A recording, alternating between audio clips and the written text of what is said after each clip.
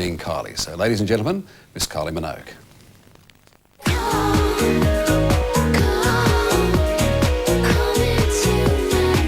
This is the life I know. I don't know anything other than this, so all I can try to do is better myself and better my work.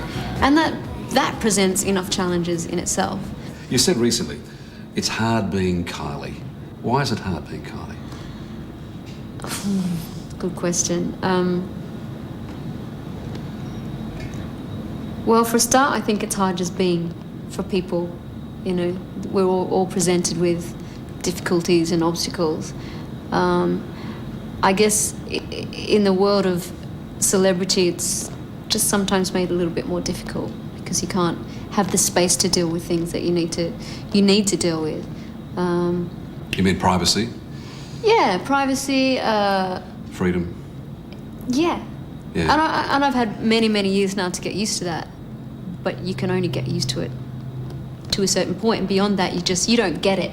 I will never get it. I mean, being followed by 10 cars who are all on walkie-talkies and you know, they've got these split routes, so I mean, it's like being under siege sometimes. For I just think, photographs. yeah. Paparazzi. Like, okay, so because I'm a celebrity, I'm meant to be cool with that. But let's just remind ourselves that I'm also a young woman. And if I've got guys following me down the streets or kind of leaping out of cars like this, I was walking along, I felt two guys behind me, kind of had their hoods up and everything, and I was a bit like, okay, keep walking. And then they ran around in front of me, and it's dark, and so it's just flashbulbs, you can't make sense. And that's when I just thought, oh, I'm a bit... But have you accepted that that fame makes you public property? I accept it to a point. I mean, I don't know where that line is. I don't really have much choice, and I think that's kind of sad, but as I say, I think it's the life that I've chosen, and I also think it's the life that has been chosen for me. As the body clock ticks, do you think, am I going to miss out? Is that what you think? But babies and gardens and... I do think about it, yeah. I haven't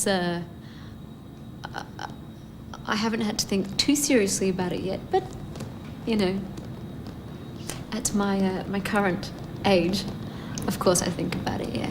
How about having the most famous bum in the world at the moment? Is that a good thing or a bad thing?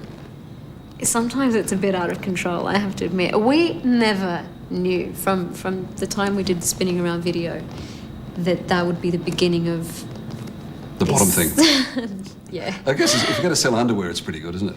Well, yeah, yeah. Women, I'm sure to get that accolade of having a great bottom, that would please them immensely, wouldn't it?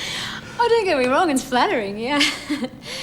But I seem to have read somewhere, Kylie, not too long ago, that you said after you turn 30, that you'd start covering up your body. You've done the opposite. But I did say that, and it hasn't happened. And now I have a lingerie line, so already I've made little murmurs about, could we perhaps start introducing some other models so that they can do it? Do